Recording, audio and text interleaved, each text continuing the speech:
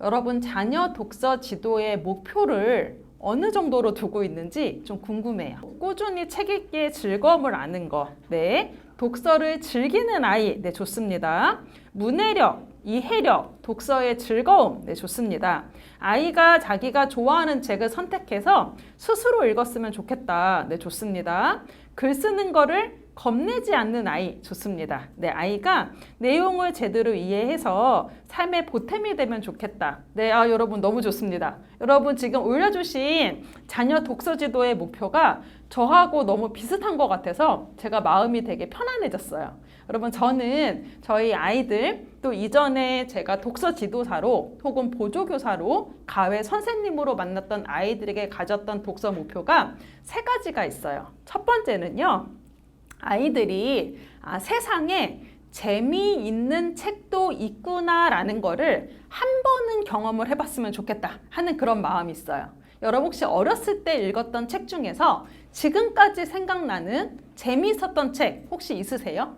그런 책, 그런 경험이 있는 아이는 나중에까지 책을 읽는 아이가 되더라고요. 두 번째로는 책을 좋아하는 것까지는 바라지 않습니다. 여러분 그거는 너무 과한 엄마의 욕심이에요. 책을 싫어하지만 않으면 된다. 저는 이 정도로 생각을 합니다. 그리고 마지막 3번째로는 아까 저하고 똑같은 분 있으셨는데 자발적으로 읽기를 하는 아이가 됐으면 좋겠어요. 근데 여러분 자발적으로 책을 읽는지 안 읽는지 비자발적인지를 알 수 있는 방법은요.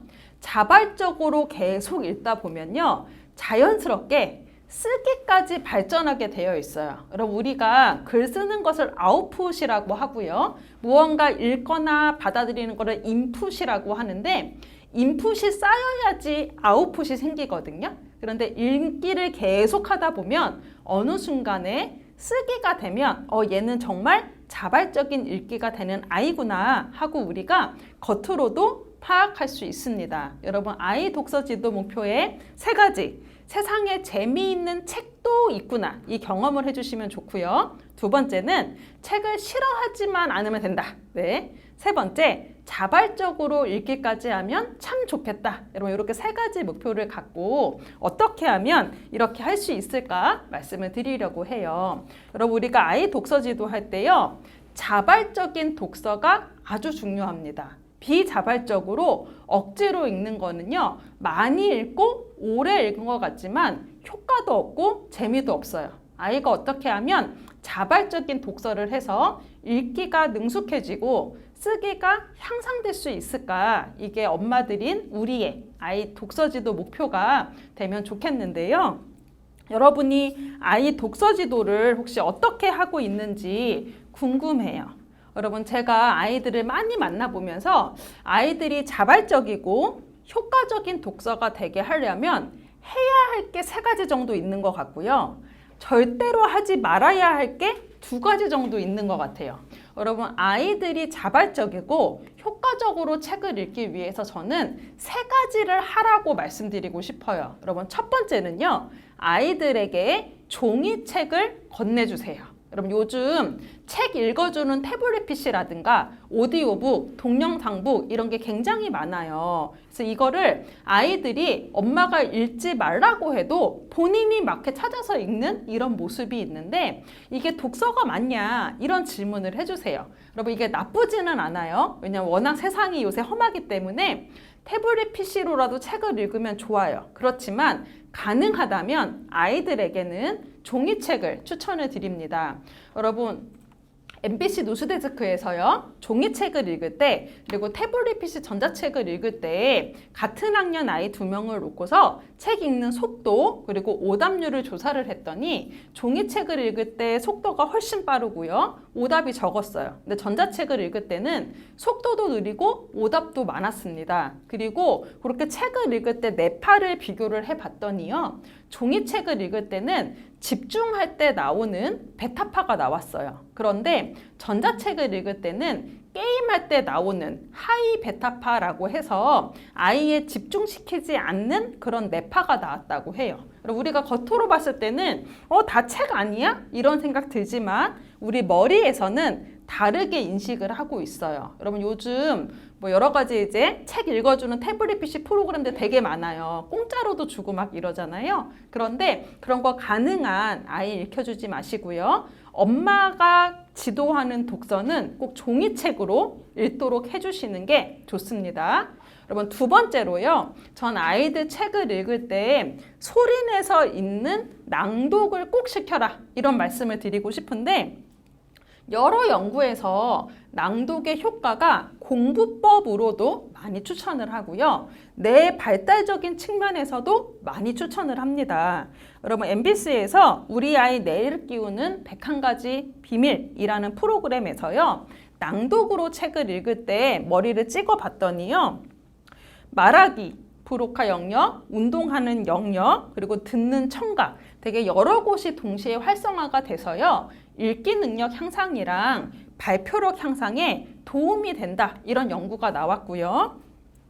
또 TV조선 뉴스판에서도요. 대학생들을 대상으로 실험을 했어요. 그래서 낭독으로 책을 읽은 그룹과 묵독, 소리내지 않고 읽는 그룹의 시험 점수 비교를 해봤더니 소리내서 읽은 팀이 소리내지 않은 팀보다 거의 8점 이상 높은 점수가 나왔다고 합니다. 여러분, 아이들 책을 읽힐 때 저는 꼭 소리내서 읽는 낭독을 시켜라 라고 말씀을 드립니다.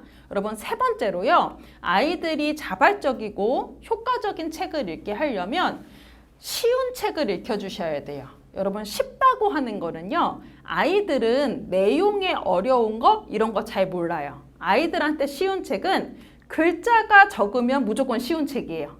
그림이 많으면 무조건 쉬운 책이라고 생각을 하거든요. 여러분, 아이들의 학교 나이가 독서 나이가 아닙니다. 우리 아이가 그동안 한 번도 책을 안 읽었던 아이라고 생각을 하신다면 아이 학교 나이 빼기 2살부터 책을 읽히셔야 돼요. 우리 아이가 9살인데 그동안 책을 한 번도 안 읽었어, 신경 써서 읽힌 적이 없어 하시면 7살짜리 책부터 읽히셔야 돼요. 우리 애가 5학년인데 책 읽기가 습관이 안 들었어. 그러면 3학년짜리 책부터 읽히셔야 됩니다. 여러분, 이거를 독서 나이라고 부르는데요. 저도 저희 첫째가 초등학교 2학년 때부터 독서 지도를 신경을 썼어요. 사실 그 전까지는 제가 너무 상태가 안 좋아서 애들 독서를 신경을 못 썼어요. 근데 2학년 때부터 제가 본격적으로 신경을 썼는데, 아이가 9살이지만 9살짜리 읽을 책을 능력이 안 돼서요. 제가 7살짜리 책부터 시작했습니다. 그래서 7살짜리 책을 여름 방학 때까지 읽혔고요. 2학기부터 1학년짜리 책을 읽혔어요. 그리고 아이가 3학년이 됐는데 3학년 책을 읽힌 게 아니라 2학년짜리 책을 또 6개월 넘게 읽혔습니다. 그리고 2학기 들어서야 자기 학년, 3학년 책을 읽혔고요. 근데 4학년이 됐더니 놀라운 일이 생겼어요. 제가 처음에 4학년짜리 책만 줬는데 어느 순간부터 아이가 글자 많은 책을 무서워하지 않게 된 거예요. 그래서 5학년짜리 책도 줬더니 읽어요. 6학년짜리 책도 줬더니 읽어요. 그러다가 청소년용 도서까지 읽을 정도로 3년이 지나니까 독서 능력이 향상이 됐어요. 여러분, 제가 처음에 아이 학교 나이 빼기 2살부터 읽어라 라고 하면 걱정하는 엄마들이 많아요. 우리 애 3학년인데 1학년짜리 책 읽으라고요? 우리 애 5학년인데 3학년짜리 책 읽히라고요? 이렇게 놀라시는데, 여러분, 꾸준히 읽히면요 2년이면 자기 나이 따라잡아요. 그리고 3년 동안 꾸준히 하시면 자기 나이를 뛰어넘어서 더 높은 수준의 책을 읽는 아이가 됩니다. 여러분, 아이가 책을 자발적이고 효과적으로 읽게 하려면 쉬운 책, 아이 학교 나이 빼기 2살짜리 책부터 시작하는 거를 강력하게 제가 추천을 좀 드릴게요. 여러분, 제가 해야 할 거 3가지 말씀드렸어요. 종이책 하는 거, 낭독으로 읽히는 거, 쉬운 책으로 하는 거. 그럼 여러분, 이번에는 하지 말아야 할 것 2가지를 말씀을 드릴게요. 하지 말아야 하는 거 되게 중요합니다. 전 2가지 말씀드리는데요. 아이가 책을 읽고 나서 꼬치꼬치 캐묻는 엄마들이 있어요. 야, 8페이지에 주인공 이름이 뭐야? 여기 나오는 새가 참새야, 제비야? 말해봐. 결론이 뭐야? 줄거리 요약해봐. 이렇게 구두 테스트하는 엄마들이 있거든요. 여러분, 이렇게 하면 애들이 책을 싫어하게 만드는 지름길이에요. 절대로 아이들이 책 읽고 나면요. 꼬치꼬치 물어보지 마세요. 꼬치꼬치 물어보지 않으면 애가 책을 제대로 읽었는지 어떻게 알아요? 라고 걱정을 하시는데 여러분 아이들 낭독으로 소리내서 책 읽으면 제대로 읽었는지 안 읽었는지 직관적으로 알 수 있잖아요. 그쵸? 아이가 책을 소리내서 읽기만 하면 끝! 더 이상 물어보지 마세요. 또 한 가지 하지 말아야 할 것은 아이가 책을 읽을 때마다 엄마 숙제로 독서록을 쓰게 하는 엄마들이 있어요. 그럼 아이가 책을 읽을 때마다 꼬치꼬치 물어보시고 아이가 책을 읽을 때마다 글 써라. 이렇게 아이가 책을 읽기 싫게 만드는 지름길입니다. 이 두 가지 절대로 하시면 안 돼요. 엄마들이 많이 하는 질문 중에 한 가지가 뭐냐면 아이가 책을 읽고 나서 독후 활동을 어떻게 시킬까요? 독서 연계 활동을 어떻게 할까요? 물어보시는데 저는 하지 말라 그래요. 여러분 안 하셔도 돼요. 구두 테스트 절대로 하지 마시고요. 독서록 쓰는 거 절대로 시키지 마세요. 여러분 저도 저희 아이들 한 번도 안 시켰어요. 여러분이 그래도 난 뭐 시키고 싶어요 하시는 분은 두 가지 하세요.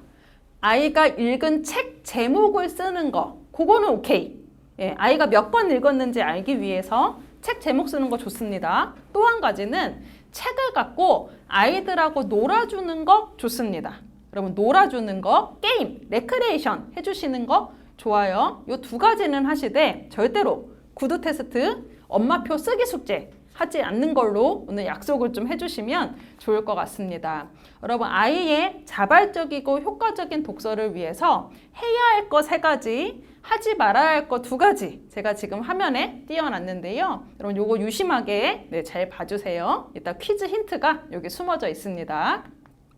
그럼 다음으로는요. 아이들 책 읽을 때 한 번에 적절한 분량이 얼마냐, 몇 분을 읽힐까요? 얼마를 읽힐까요? 이런 질문 많이 하시는데요. 여러분 아이들 책 만들 때 지금 화면에 보이는 게 어린이 출판사에서 어린이 그 나이대별로 학년별로 만드는 책의 분량이에요. 책의 분량. 그래서 우리 집에 있는 책이 몇 학년짜리 책인지 모르겠다. 아이들 책이 다 섞여 있다라고 하시면요. 책 아무데나 펼쳐서요. 한쪽에 글이 몇 줄 있는지 살펴보세요. 그래서 한 10줄 안쪽이면 1, 2학년짜리 책이고요. 한 15줄 정도 있으면 3, 4학년, 20줄 이상 있으면 5, 6학년짜리 책이라고 생각을 하시면 돼요. 여러분 요게 한 번에 읽혀야 하는 분량은 아닙니다. 아이들 책 읽을 때요. 저는 하루 한 권을 읽혀라 라고 말씀을 드리는데 어른들 기준의 한 권은 되게 많은 거예요. 근데 제가 말하는 한 권은 초등학교 1학년, 2학년 아이들 보는 그림 동화책 수준으로 한 권. 그러니까 되게 적게 읽혀라 이런 말이에요. 여러분 3, 4학년 아이들 책부터 갑자기 그림이 되게 줄어들고요. 글자가 엄청 많아져요. 그래서 3, 4학년 아이들이 독서를 안 하고 만화책으로 되게 많이 빠지는 이유가 갑자기 글밥이 많아지니까 애들이 힘든 거예요. 그래서 3, 4학년짜리 아이들 책은요. 한 번에 목차 1개나 2개. 아무리 많이 읽어도 50페이지 이상 읽지 않게 잘라주세요. 쪼개 읽기 시켜주시고요. 5, 6학년 아이들은 목차 3개에서 4개 정도. 한 번에 아무리 많이 읽어도 100페이지 이상 읽지 않도록 분량을 제한해 주세요. 그럼 아이들 심리가 되게 재미있어서요. 조금만 읽어. 한 권만 읽어. 더 읽지 마. 이러면 오히려 더 읽고 싶은 마음이 들거든요. 그거를 노리는 거예요. 여러분 1, 2학년은 하루 딱 한 권. 3, 4학년은 목차 1-2개, 5, 6학년은 목차 3-4개 이렇게 분량을 적게만 읽어주셔도 괜찮은데요. 제가 이렇게 읽어라 라고 말씀드리면 너무 적다 이런 얘기 하시거든요. 여러분 제가 초등학교 1학년부터 4학년까지 20명 아이들이 있는 방과후 교실에서 1년 동안 보조교사를 하면서 아이들 독서 습관을 잡았는데 제가 책을 10권 읽어 이렇게 하잖아요. 모든 애들이 다 대충 읽어요. 제일 얇은 책 갖다가요. 휙휙휙휙 넘기고 끝 이렇게 해요. 그런데 하루에 딱 한 권만 소리내서 읽어. 소리내서 읽으면 아무것도 안 물어볼 거야. 쓰지 않아도 되고 물어보지도 않을 거야 라고 하면 애들이 그 한 권을 제대로 읽습니다. 그러면 대충 읽는 10권보다 제대로 읽는 한 권이 훨씬 좋아요. 아셨죠? 여러분 제가 지금까지 여러 가지 힌트를 엄청 많이 드렸는데요. 제가 또 두 가지 질문을 여러분께 드려볼게요. 이 댓글창에다가 또 좀 달아주세요. 여러분 생각에 아이 독서 지도를 언제까지 해야 할 것 같으신지, 뭐 학년으로 쓰셔도 좋고요. 나이로 쓰셔도 좋아요. 몇 살까지 독서 지도를 해야 할까? 요거 하나 써주시고요. 우리 아이가 책을 읽게 만드는 나만의 혹시 전략, 나만의 노하우 이런 거 있으신 분은 우리 요 채팅창에 조금 적어주세요.